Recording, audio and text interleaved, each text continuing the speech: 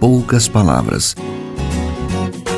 Um olhar sobre o mundo, a vida e a sociedade, à luz da Palavra de Deus, com Augustus Nicodemos.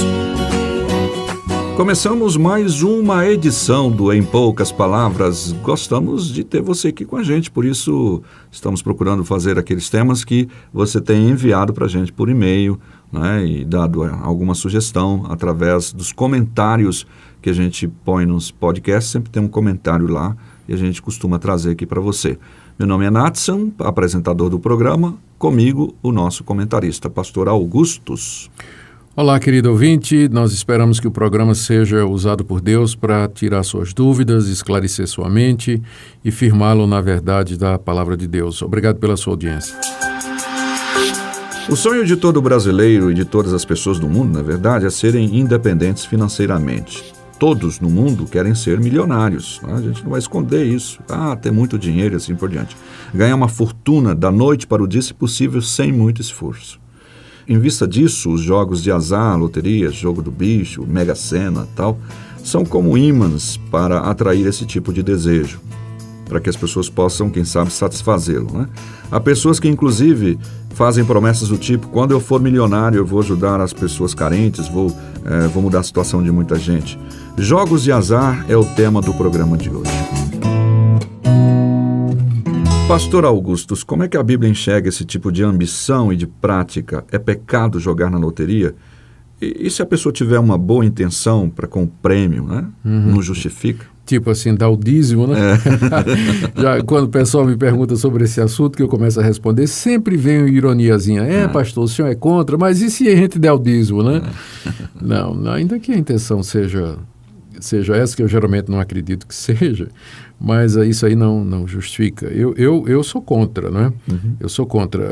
Apesar de que a Bíblia, ela não proíba na ação de forma explícita esse tipo de jogo, né? Mas a nossa ética é elaborada não somente com base naquilo que a Bíblia ensina explicitamente, mas também naquilo que pode ser legitimamente derivado e inferido da Bíblia.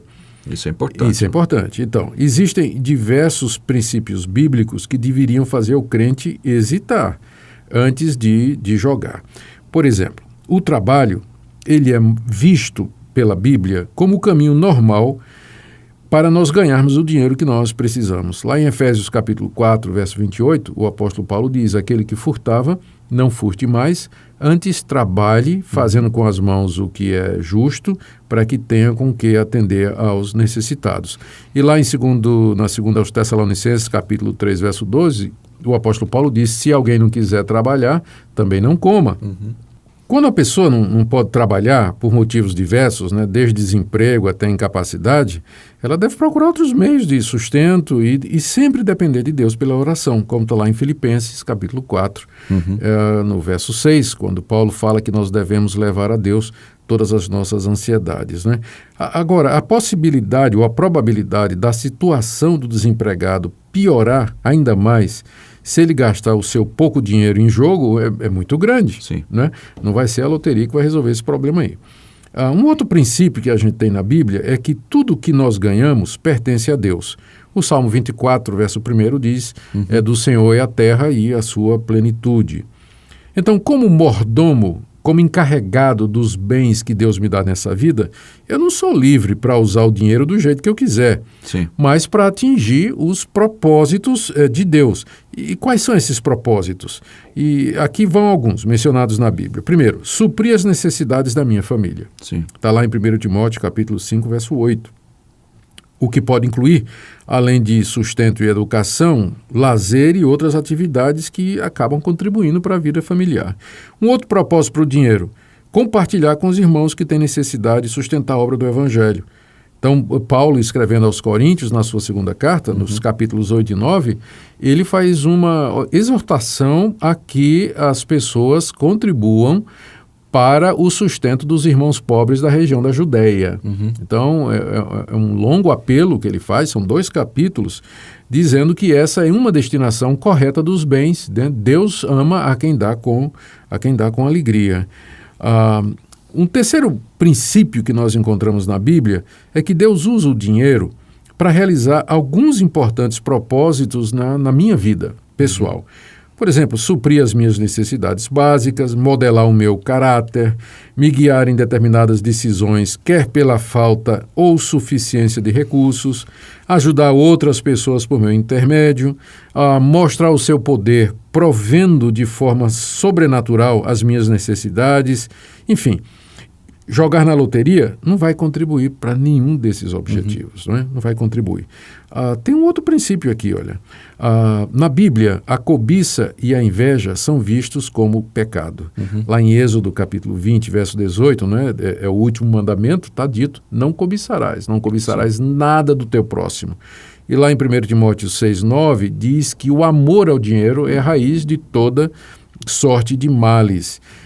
O que acontece, Nathan, é que cobiça e inveja são a motivação, na maioria das vezes, não posso generalizar, mas na maioria das vezes são a motivação para os jogos de azar na grande maioria das pessoas. A atração ou a tentação de ganhar um dinheiro fácil fascina, inclusive a muitos evangélicos. E não é um dinheiro pequeno, geralmente são vultuosas quantias. Quantias enormes aí. E por que as pessoas querem isso? Eu fico preocupado que a intenção por trás, com frequência, é de fato a cobiça, é a inveja, você querer ter aquilo que pelo seu trabalho você não vai conseguir e assim por diante. Há uma falta básica de satisfação com aquilo que nós somos e com aquilo que nós temos. A Bíblia traz diversas advertências sobre ganhar dinheiro e que pode até ser aplicado nessa questão de jogos de azar. Por exemplo, a Bíblia diz no livro de Provérbios que o desejo de enriquecer rapidamente traz castigo. Está lá em Provérbios 28, 20. Diz também que o dinheiro que se ganha facilmente vai embora da mesma forma. Provérbios 13, 11. Inclusive, essa questão, se me permite, há uma informação interessante que a gente vê como a Bíblia destaca aquilo que é fato verdadeiro. Deus conhece, há um caso de um rapaz de 19 anos que ganhou 30 milhões de reais e hoje ele está mais pobre do que antes. Pois é. E a reportagem diz que, inclusive, a promessa que ele sempre fazia de ajudar os pais quando tivesse muito dinheiro, nem chegou perto de ser cumprida. Pois é o que está escrito lá, de que a riqueza, o dinheiro que se ganha facilmente vai embora tão rápido quanto chegou, Está lá em Provérbios 13, 11. E também diz lá, no Provérbios 15, verso 27, que a riqueza acumulada da forma errada prejudica a família. Nathan, eu quero terminar meu comentário aqui lembrando aos nossos irmãos das igrejas presbiterianas o que diz o Catecismo Maior da Igreja Presbiteriana do Brasil. O Catecismo enquadra os jogos de azar como quebra do 8º mandamento. Está lá, o 8º mandamento é não furtarás. E depois o Catecismo faz a pergunta, quais são os pecados proibidos no 8º mandamento? É a pergunta 142 do Catecismo. E na resposta, ela inclui o jogo, estou lendo agora, abre aspas, o jogo dissipador e todos os outros modos pelos quais indevidamente prejudicamos o nosso próprio estado exterior e o ato de defraudar nós mesmos do devido uso e conforto da posição que Deus nos colocou.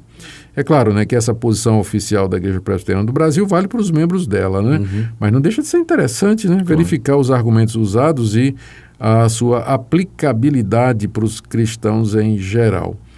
Nathan, e terminando já, caminhando aqui para o fim do meu comentário, é importante lembrar que esses jogos, eles são responsáveis por muitos males sociais, emocionais e jurídicos no povo, Isso, tanto certamente. de crentes como de não crentes. Eu menciono alguns aqui, olha. Primeiro, empobrecimento, aquilo que você já falou. Há pessoas que são cativadas pelo vício de jogar e diariamente estão jogando. Roubando a própria família. Exato. A si mesmo. E como só um ou poucos ganham, há pessoas que passam a vida toda jogando sem ganhar nada. E não poucos perderam tudo que tinha em jogos. Muitos pais de família pobres gastam dinheiro da feira no jogo. O vício faz isso. Esse vício de jogar apostando dinheiro é uma tentação que começa cedo a estimular uma compulsão entre crianças e jovens a adquirir o hábito de tentar sorte. Há milhares de jovens que são viciados já no jogo, especialmente com a vinda da internet e a possibilidade de até jogos online com apostas. Enfim, é de jogar dinheiro fora, né? As chances de você ganhar na loteria são piores do que se pensa. Ó. Para efeito de comparação, Natsan, a probabilidade de uma pessoa morrer em um atentado terrorista durante uma viagem ao exterior é de 1 em 650 mil. De ser atingida por um raio é de 1 em 30 mil. Se uma pessoa compra 50 bilhetes a cada semana, ela irá ganhar o prêmio principal uma vez a cada 5 mil anos. Então, essas são as possibilidades, né? De fato, chega a ser risível mesmo. É risível, né? E eu disse que eu estava terminando, mas só mais uma coisinha ainda, dá um tempinho ainda, né? Outra coisa que o pessoal pergunta muito é se as igrejas deveriam receber ofertas e dízimos de dinheiro ganho em loteria, né? É uma boa questão. A minha tendência é dizer que não. Não. Guardadas as devidas proporções, né, lembramos que lá no Antigo Testamento o sacerdote era proibido de receber oferta de dinheiro ganho na prostituição. Né? E no Novo Testamento tem um episódio de Pedro que ele recusou o dinheiro de Ananias e Safira, porque foi dado com engano, com fraude, né?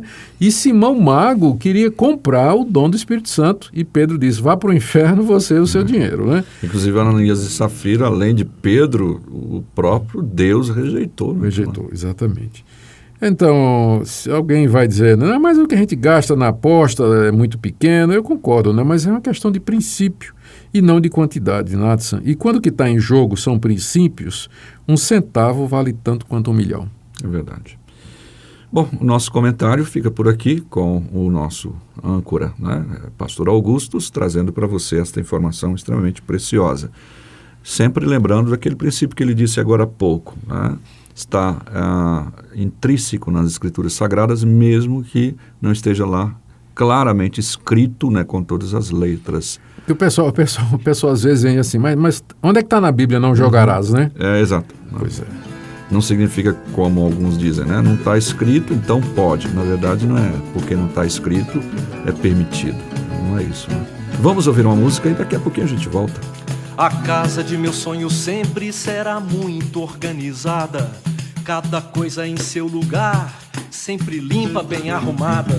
Que farei com os meus artistas pra segurarem a onda de não pintarem suas obras naquelas paredes brancas? A casa de meus sonhos tem 300 metros quadrados, uma suíte pra cada filho para que tenham espaço. Que farei quando um dia quiser ter com eles um papo e sabendo que eles estão sozinhos, trancados nos quartos? Prefiro o meu apartamento, 50 metros quadrados, com 2 pequenos quartos e um banheiro apertado. Prefiro ver os meus filhos subindo pelos armários e ouvi-los gritar felizes porque cheguei do trabalho. Prefiro meus zeladores que não trabalham armados, pois quando saio sem grana me descolam alguns trocados. Prefiro o que já tenho e ainda que eu mais quisesse, a casa dos meus sonhos, a casa dos meus sonhos, a casa dos meus sonhos será que Deus me der.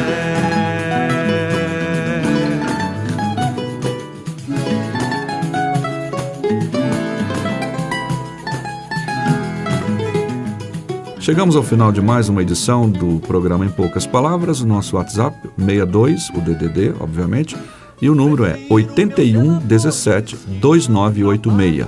8117-2986. Manda uma mensagem pra gente falando de temas que você quer que sejam abordados ou algum comentário. Pastor Augusto, suas despedidas. Mais uma vez, muito obrigado, querido ouvinte, pela sua audiência. Use o seu dinheiro de maneira sábia, correta, para trazer edificação para os outros, sustento para a sua família e glória para Deus. Em poucas palavras, um olhar sobre o mundo, a vida e a sociedade, à luz da Palavra de Deus. Apresentação, Natsan Matias. Comentário, Augustus Nicodemos. Um programa da Primeira Igreja Presbiteriana de Goiânia, Rua 68, esquina com 71, Centro. Visite o nosso site www.pipg.org. Apoio, Seminário Presbiteriano Brasil Central, Goiânia.